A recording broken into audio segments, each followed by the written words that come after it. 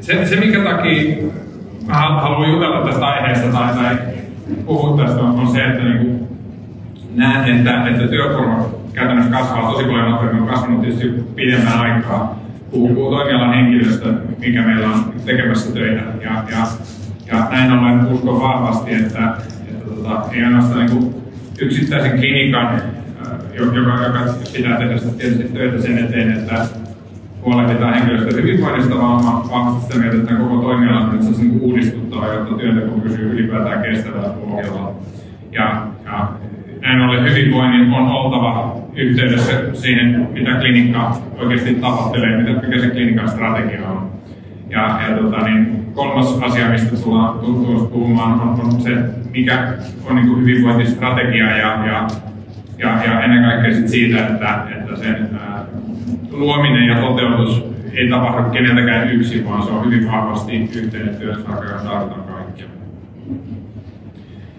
Jos aloitetaan tästä ensimmäisestä kohdasta, että työkuorma kasvaa nopeammin kuin toimialan henkilöstö, niin siinä on oikeastaan niin pari tämmöistä niin ajatusta siihen pohjalle, että jos katsotaan niin lemmikkien määrän kasvua, niin nehän on kasvanut tietysti niin monta vuotta putkeen ja on kovaa vauhtia. Niin koronaa edeltävänä aikana kasvettiin noin 11% vuodessa ja tässä puhutaan yksinomaan rekisteröidyistä koirista, joka tietysti edustaa vain yhtä, joskin aika merkittävää osaa pieneläimistä. Niin puhutaan niin 11% kasvusta ja tietysti korona-aikana 17%, jolloin puhutaan niin joka kasvun kasvusta. Nyt viime aikoina se on pikkasen tietysti tasaantunut siitä. Sen lisäksi lemmikit inhimillistyy koko ajan. No perheenjäseniä, lapsia, niitä enemmän säännöllisiä käyntejä klinikalla ja hoitoa hakeudutaan herkemmin ja useammin. Tietysti niin ehkä tällä hetkellä on tiettyä niin talouden epävarmuutta, joka on aiheuttanut sen, että pikkasen ehkä mietitään pidempään, mutta se niin taustalla oleva megatrendi siitä, että lemmikit on tulleet osaksi perhettä, niin se on selkeästi tullut jäädäkseen. Samaan aikaan hoidot muuttuu vaativammiksi koko ajan ja tietysti vaativuus tarkoittaa sitä, että yksittäisen toimenpiteen intensiteetti kasvaa, koulutustarpeet kasvaa ja näin ollen myös niin työn kuormitus ei pelkästään sitä kautta, että lemmikkien määrä ja volyymit kasvaa, vaan myös se niin yksittäinen toimenpide muuttuu koko ajan niin pikkasen intensiivisemmäksi. Ja totta kai niin sitä myötä, kun asiakkaat vaatii enemmän ja hoidon laatu paranee, niin lemmikkien elinikä kasvaa myös. Eli sitä kautta tietysti niin sekin kasvattaa sitä työtä, mitä tässä tehdään. Jos sitten katsotaan niin eläinlääkärien määrää, totta kai meillä on monta ammattikuntaa, jotka tässä tekee töitä, mutta jos puhtaasti katsotaan vain eläinlääkäreitä, niin semmoinen 110-130 uutta eläinlääkäriä tulee Suomeen. Sieltä eläköityy noin 30-40, eli nettona semmoinen niin 70-100, totta kai niin vuodesta vaihtuen tulee uusia eläinlääkäreitä. Ja niin jos katsotaan rekisteröityjä koiria yksinomaan ja katsotaan niin uusia eläinlääkäreitä, niin tilastojen mukaan niin tällä hetkellä tulee niin semmoinen 500-700 uutta koiraa yhtä uutta eläinlääkäriä kohtaan joka vuosi. Ja totta kai kyllä se kyky vastata tuohon kysyntään, se on haastavaa. Ja kuormitus kasvaa ja se varmasti jokainen klinikallakin näkee, että se kuormitus on ihan valtava ja ihmiset väsyy. Sinänsä sit jos katsotaan vielä sitä tosiasiaa, että ihmiset on enemmän kutsumusammatissaan eläinlääkäreinä kuin millään muulla toimialalla, mitä mä oon urani aikana nähnyt. Ja tilastollinen tosiasia on se, että myös burnoutin riski on tilastollisesti paljon korkeampi sellaisilla ihmisillä, jotka on kutsumusammatissaan, kuin ne, jotka ei välttämättä ole. Ja sekään ei ole mikään, se on ihan tietysti todellinen uhka siinä mielessä, että tästäkin on tehty tutkimusta ja katson tässä Hintsa Performancen tekemää tutkimusta aiheesta, joka on entisiä työnantajia, on 57% korkeampi riski yli 2 viikon poissaoloihin, 180% korkeampi riski masennuksen oireisiin ja 84% kakkostyypin diabetekseen. Nämä ovat oikeita asioita, mitkä tulee siitä, kun kuormitutaan, kun burnoutin riski kasvaa. Ja näin ollen niin siihen on aidosti suhtauduttava vakavasti. Ja sitten jos katsotaan vähän tätä, mistä mä puhun, kun mä väitän ja puhun siitä, että toimiala pitää uudistua, jotta se työnteko pysyy kestävällä pohjalla, niin yhtäältä se on tietysti positiivinen asia, että työtä riittää. Se on kiva, että potilaita riittää. Jos verrataan vaikka tätä toimialaa vaikka rakentamiseen, niin ollaan aika paljon turvallisemmalla pohjalla, vaikka on tiettyä epävarmuutta taloudesta, mutta yhtä kaikki, niin sen tämän toimialankin pitää pystyä uudistumaan, jotta tämä pysyy kestävällä pohjalla. Ja silloin, kun puhutaan hyvinvoinnin edistämisestä, niin hyvinvoinnin ja strategian välillä pitäisi olla selkeä linkki. Ja semmoinen erittäin hyvä asia, positiivinen asia on se, että tällä toimialalla tai ylipäätään henkilöintensiivisellä alueella niin hyvinvoinnista huolehtiminen ja liiketoiminnallinen menestys, niin ne on täysin toisiaan tukevia prioriteetteja, joka tietyllä tapaa tekee asioista yksinkertaisesti. Että silloin kun sä huolehdit omasta porukasta, omasta tiimistäsi, niin myös klinikka menestyy. Ja tässäkin kun katsotaan tutkimustyötä, ja tämä nyt on semmoinen, Jenkeistä on tietysti aina paljon numeroita saatavilla, kun nyt tilastoi paljon asioita, ja tässä on katsottu pörssilittautuneita yhtiöitä, ja siellä sellaiset firmat, jotka 100 parhaiten henkisesti voivaa yritystä suoriutuu systemaattisesti 20% verokirjoittamista paremmin. Toinen asia on se, että on tämmöisissä firmoissa niin henkilöstö on tuplasti sitoutuneempaa, ylituplasti energisempää ja jopa 3 kertaa lojaalimpia työnantajansa kohtaan. Ja tuossa on jo suoraan epäsuoria metriikoita siihen tukemaan sitä, että totta kai silloin henkilöstöintensiivisellä alalla myös se työ on sujuvampaa ja pärjätään paremmin, kun ihmiset on noin merkittävästi sitoutuneempi työhönsä. Ja hyvinvoinnista huolehtiminen tämmöisistä firmoista, niin se jää toiseksi ainoastaan osaamisen kehittämiselle. Eli silloin, jos ajattelen, että 2 tärkeintä asiaa on se, että miten me saadaan meidän henkilöstöä kehitettyä ja miten me pidetään huoli siitä, että ne voi hyvin. Siinä on 2 tärkeintä asiaa.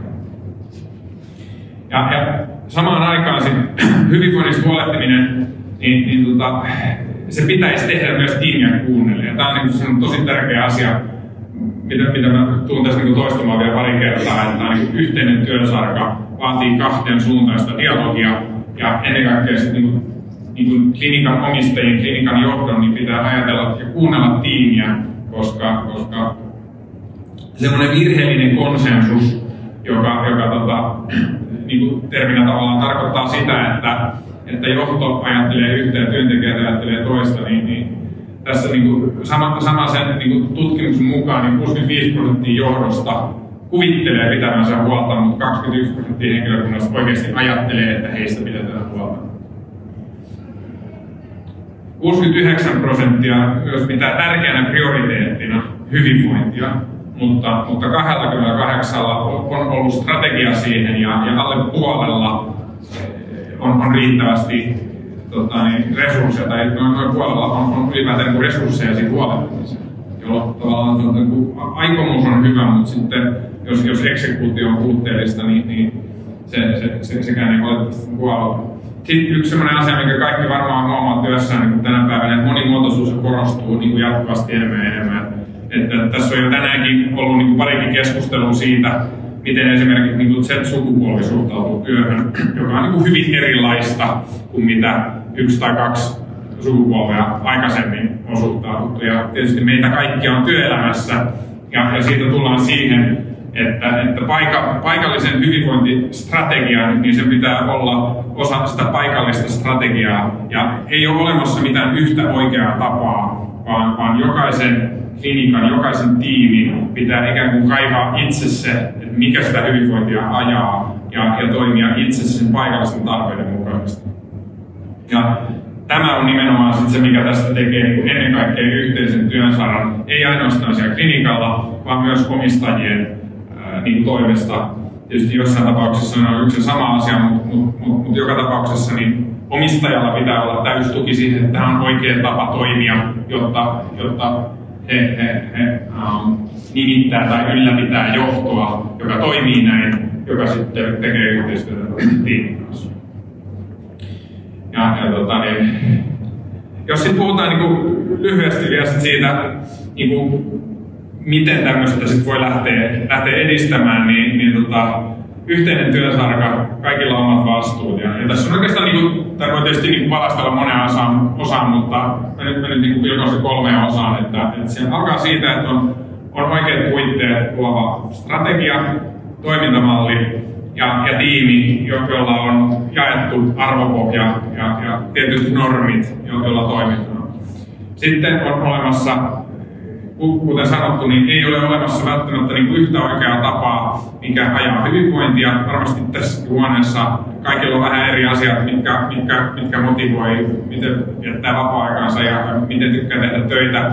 Mutta se asia, mikä voi olla yhteistä, on se prosessi, miten se selvitetään ja miten sitä lähdetään edistämään. Ja 3. sitten, mitkä ne on oikeasti ne työkalut ja resurssit, mitä se aidosti voidaan tehdä. Tuossa on pari esimerkkiä, myöhemmin vähän lisää. Eikö se pääviesti on se, että jos ei etsitä sitä paikallisen tiimin paikallisia motivaatiolähteitä, niin se pitkä lista vaihtoehtoista, mitä voidaan tehdä, on aivan auttamatta liian pitkä, eikä kukaan pysty tekemään kaikkea. No, sitten tästä ensimmäisestä nyt vähän tästä oikeasta näistä puitteista, jotka luo tämän liiketoimintastrategian, niin tavallaan se paikallinen liiketoiminta, paikallinen tapa toimia, siitä se oikeastaan lähtee. Että uskotaan vahvasti siihen, että eläinlääkäri liiketoimintakin on paikallista. Ei ole yhtä oikeaa tapaa johtaa klinikkaa, vaan se on aina kiinni siitä, että missä me ollaan, ketä täällä on töissä, minkälaisia meidän asiakkaat on, minkälaisia potilaita meillä käy, niin se oikeastaan määrittelee sen, miten sitä pitää toimia.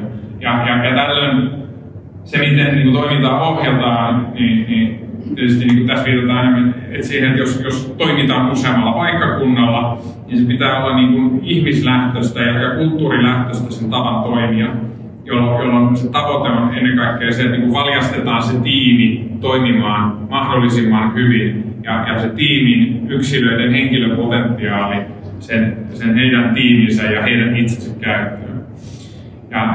Näin ollen, kun varmistetaan, että se asiakaskohtaava henkilöstö on motivoitunutta ja osaavaa, niin tällöin myös se asiakaskokemus on parempi. Ja näin ollen todennäköisempää, että se asiakas palaa takaisin. Ja silloin, kun me laitetaan ihmiset oikeastaan sen toiminnan keskelle, niin myös se klinikka menestyy.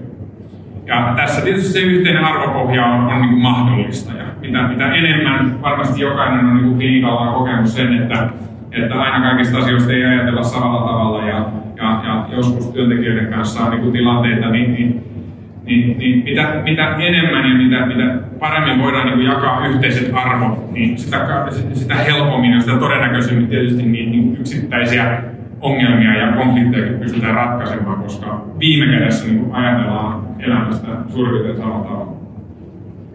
Ja mitä tulee sitten tähän prosessiin, niin jälleen kerran, kuten sanottu, niin hyvinvointia ja merkityksellisyyttä sitä ajaa kaikille vähän eri asiat.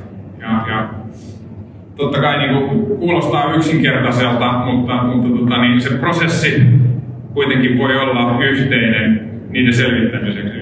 Kaikessa yksinkertaisuudessa on vaan, että se pitää kysyä. ja sitten kun sitä kysytään, niin sitten voidaan ideoida yhdessä, että no, kuinka hyvin se toteutuu tällä hetkellä. Ja mitä me tehdään tällä hetkellä hyvin, mitä me voitaisiin tehdä vielä paremmin. Ja näin ollen lopputulemana sitten se, että ja oleellisesti tietysti se, että on olemassa joku dialogi ja että se kulttuuri on sellainen, että ihminen kokee psykologisesti turvalliseksi puhua asioista vaikka esihenkilön kanssa, vaikka olisi eri mieltä. Ja itse asiassa erityisesti silloin. Pitää saada auki kahdensuuntainen dialogi. Pitää olla valmis antamaan palautetta, pitää pystyä ottamaan vastaan palautetta. Ja tietysti puhua asioista menemättä henkilökohtaisuuksia, puhua asioista asioina. Ja tällöin sitten kun ymmärretään vähän, mikä sitä merkityksellisyyttä ajaa, niin pystytään tietysti ja ymmärretään vähän, missä ollaan nyt, missä haluttaisiin olla huomenna. Niin sitten me pystytään niin kuin paljon kohdennetummin katsomaan, että minkälaisia asioita voidaan niin kuin henkisen hyvinvoinnin saralla tehdä, minkälaisia asioita voidaan niin kuin fyysisen hyvinvoinnin saralla tehdä, jotta tästä tulee niin kuin kivempi paikka tehdä töitä. Ja tässäkään niin kuin, ei välttämättä yritä niin yksinomaan siihen, että työnteko vähenisi. Niin kuin sanottu, työtä on paljon ja se on tietysti hyvä, että sitä riittää, mutta voidaan kuitenkin niin luoda puitteet, jos se tekeminen on mahdollisimman miellyttävää, mahdollisimman vaivatonta ja pystytään aidosti keskittymään mahdollisimman hyvin siihen, mitä on kouluttautunut tekemään. Ja tässä on niin pikkasen kuvattu tavallaan oikein vielä sitä, että missä se vastuuta, miten se vastuu eri sidosryhmien välillä jakautuu ja tietysti niin kuin, mitä operatiivisemmalle tasolle mennään, niin totta kai se on niin kuin enemmän johdon ja henkilökunnan välistä, mutta taustalla on kuitenkin se, että kyllä siellä pitää olla omistajan tukikin sille, että tämä on oikea tapa toimia, koska he tavallaan toimii sponsorina siinä. Pari sanaa nyt ehkä tästä ihmislähtöisestä toimintatavasta. Ja siinä haluan niin kuin korostaa sitä, että tietysti toimintamalleja voi kuvata niin kuin monella eri tavalla, mutta yksi sellainen aika hyvin havainnollistava tapa on miettiä kulttuurilähtöistä, ihmislähtöistä ja verrata sitä prosessilähtöiseen. Ja näissä on niin kuin aika selkeä ero. Ja kulttuurilähtöisessä, eli tuo niin kuin vasemmassa yläkulmassa, niin puhutaan enemmän ympäristöstä, missä nimenomaan on tarve valjastaa osaavat ihmiset ja heidän henkilöpotentiaalinsa sen koko yhteisön käyttöön ja heidän oma käyttöönsä. Prosessiohjautuva malli on taas semmoinen, missä tarve ohjata ihmistä suorittamaan työ jollain tavalla toistettavalla ja standardisoidulla tavalla, joka tavallaan niin kuin pyrkii sitä kautta tasalaatuisuuteen ja niin kuin tehostamiseen.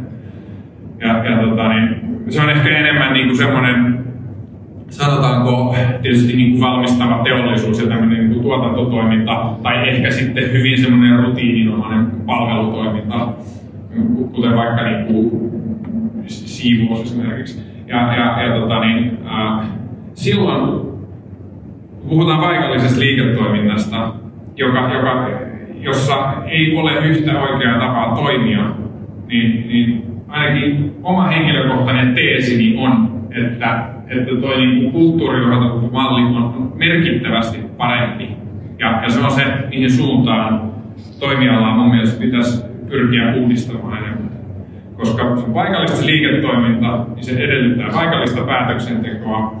Ja silloin ei edes yritetä laittaa kaikkia samaan muottiin, vaan nimenomaan motivoida se paikallinen tiimi toimimaan paikallisella markkinalla, paikallisten asiakkaiden kanssa ja potilaiden kanssa just sillä tavalla, mikä sinne sopii. Ja just niin kuin sanottu, niin esimerkiksi pääkaupunkiseudulla toimitaan hyvin eri tavalla kuin vaikka Kuopiossa tai Oulussa. Niin kuin asiakkaat on erilaisia, ostovoima on erilainen, lemmikkikanta on täysin erilainen. Niin sitä on hyvin vaikea lähteä standardisoimaan.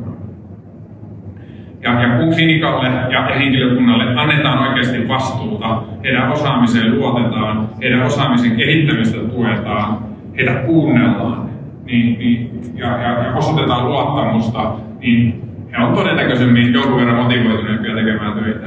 Ja näin ollen toivottavasti otetaan niin kuin askeleita oikeampaan suuntaan. No sitten tässä on havainnollistettu vähän tätä prosessia, eli käytännössä sitten miten tämä kaikki liittyy siihen kestävämmän työyhteisön rakentamiseen, niin näin ollen myös niin kuin paikallisen toimintamallin vaaliminen, niin se edellyttää myös erilaisuuden vaalimista. Et esimerkiksi niin kuin Irea, kun tämä edustaa, niin me ollaan kulttuurillisesti hyvin heterogeeninen yhtiö. Ja se on meille niin kuin rikkaus ja voimavara, mitä me vaalitaan. Ei semmoinen, missä nyt pyrittäisiin eroon. Ja näin ollen myös hyvinvointia ajaa täysin eri asiat. Ei varmaan täysin eri asiat, mutta niitä saattaa ajaa erilaiset asiat. Motivaatiota ajaa erilaiset asiat. Ja se on kuitenkin sitten semmoinen niin prosessi olemassa, mitä me otetaan käyntiin, missä me pyritään aina paikallisen tiimin osalta selvittämään, että niin kuin, mikä teidän työtyytyväisyyttä ajaa, mikä teitä motivoi, kuinka hyvin nämä asiat toteutuu tällä hetkellä ja mitä me voidaan tehdä enemmän, jotta ollaan niin kuin huomenna ja yhdessä vielä parempia. Ja siinä on nyt pari esimerkkiä, yksi työtyytyväisyyskyselystä, toinen siitä, kun haettiin niin kuin merkityksellisyyskysymystä ja vastaukset on niin kuin ihan erilaisia ja näillä on sitten johtopäätökset niin saattaa olla ihan erilaisia. Ja lähdetään siitä, niin kuin määritetään, mitä me ylipäätään halutaan kysyä. Sitten jos kysytään sitä porukalta, käydään ne tulokset läpi johdon kanssa, sitten käydään ne yhdessä läpi henkilökunnan kanssa, jonkun työhyvinvointipäivän yhteydessä tai minkä tahansa työpajan yhteydessä, ja yhdessä mietitään, mitä me lähdetään tekemään eri tavalla. Ja yhdessä. Silloin myös henkilökunta todennäköisemmin sitoutuu siihen vähän enemmän, koska he on itse ollut mukana ideoimassa, että mitä me lähdetään tekemään. Ja sitten tässä vielä kolmantena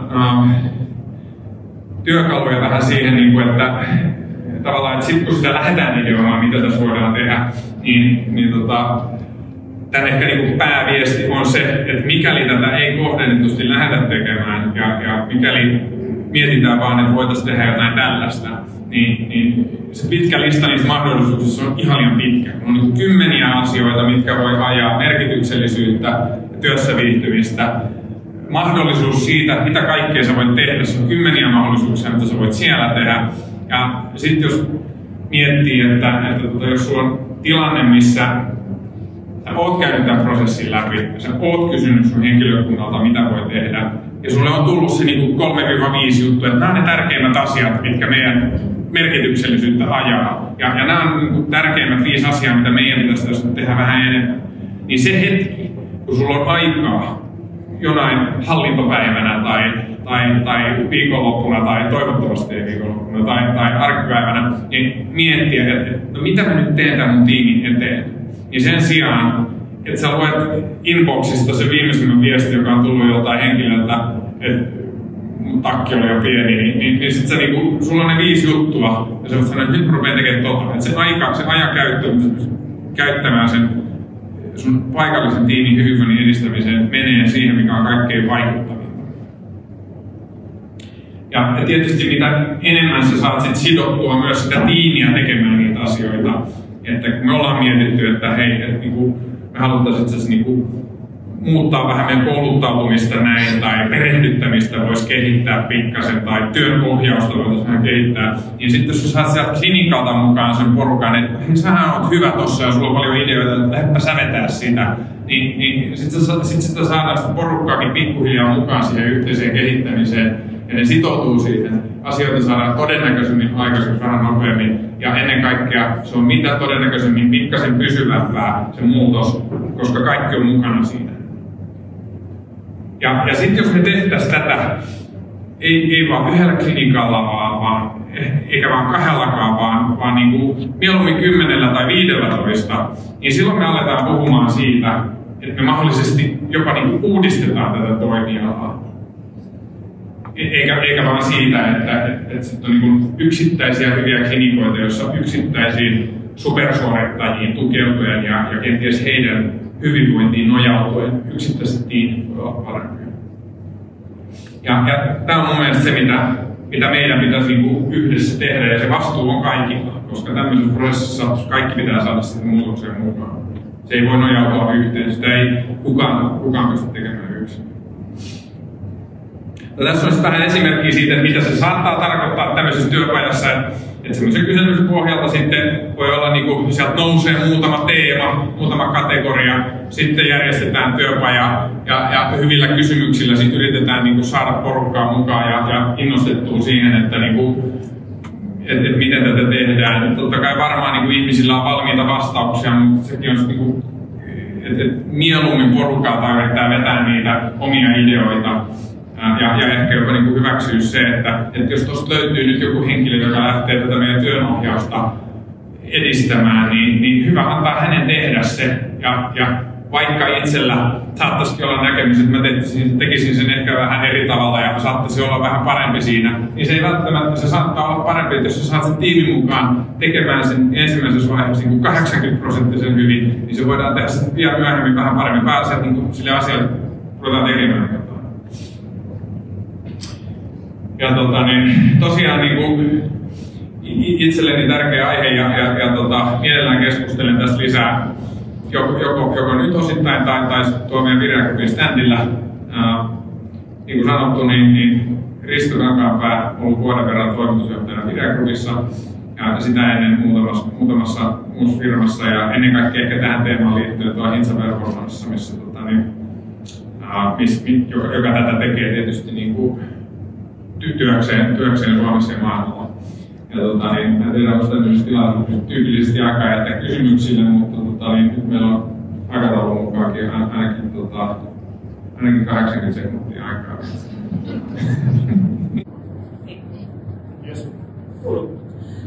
Kiitos Risto. Semmoinen niin kuin, sitten älyttömän hyviä asioita ja niin kuin kiva nähdä, että kuinka niin kuin hyvin sä oot paneutunut tähän asiaan. Tämä on selvästi sulle tärkeä juttu. Semmoinen kommentti siihen prosessi versus kulttuuri niin kuin systeemiin. Mä kokisin silleen, että meidän alalla on vähän ongelmana se, että asiat henkilöityy hirveästi. Niin sekin voi niin kuin lisätä sitä tavallaan työn tämmöistä niin kuin burnout-riskiä, että niin kuin tämmöinen kulttuurijohtaminen menee niin pitkälle, että on niin vakikampaajat, ei voi mennä kellekään muuta kuin sille yhdelle, jos sille ei ole aikoja, niin tukka on ihan huonosti ja koko elämä ihan huonosti. Eli silloin minun mielestäni, jos ne prosessit niin tuo silleen turvaa, että jos ne prosessit on meidän itse kehittämiä hyviä, meille toimivia prosesseja, niin se luo semmoista niin kuin, tavallaan se sotivaa etäisyyttä, että voi luottaa, asiakas voi luottaa siihen, että kun menee Anidenttiin, niin sieltä aina saa sen tosi hyvän palvelun. Että vaikka siellä ei olisi Hellu tai vaikka siellä ei olisi Niina, niin sitten siellä, niin hommat hoituu samalla hyvällä tavalla. Että se on niin kuin, halusin vain sen sanoa, että tämmöinen niin liika henkilöityminen tai henkilön brändäys on myös riski, se on niin kuin riski siihen, että sitten jos se henkilö kuusahtaa, niin huonosti käy. Kyllä, optimistisesti sanottu. Joo, mä oon ihan samaa mieltä. Ja mun mielestä niin sekin, silloin klinikan toimintaa kehitetään, niin sitä pitää mun mielestä tehdä tiiminä myös sen takia, että se riippuisi vähemmän yksilöistä. Että se nimenomaan, että klinikalla on muitakin kuin se yksi tavallaan niin kuin sateentekijä, joka pitää huolta kaikesta. Et siihen suuntaan mun mielestä sitä niin vastuullisuutta ja kulttuuria pitäisi viedä, että sitä vastuuta pystyy jakamaan. Ja toiminta ensinnäkin tuon kulttuurisesti prosessiohjelma, niin sitäkään ei mun mielestä pidä ottaa niin kuin liian niin binäärisesti. Et se on mun mielestä hyvä, että keskitytään siihen, että ihmiset voi hyvin, mutta totta kai niin tiettyä rakennetta ja struktuuria siinä klinikan arjessa tarvitaan. Mutta ehkä se, miltä se struktuuri näyttää ja se, miten työnohjausta, joka nyt on ehkä tähän liittyvä teema, niin hoidetaan, niin se on joka klinikalla vähän erilaista. Ja se on se niin avainhenkilöstö siellä kullakin klinikalla, joka miettii, että missä määrin täällä rakennetaan, minkälaisia rakenteita ja prosesseja. Ja ne näyttää niin kuin hyvin erilaiselta jollain klinikalla niin kuin Hakametsässä verrattuna johonkin klinikkaan, vaikka Veikkolassa. Täysin hypoteettisia vaikka.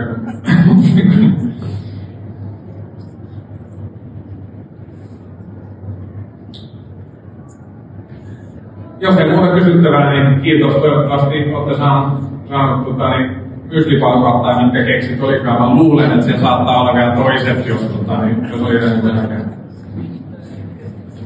Kiitos paljon.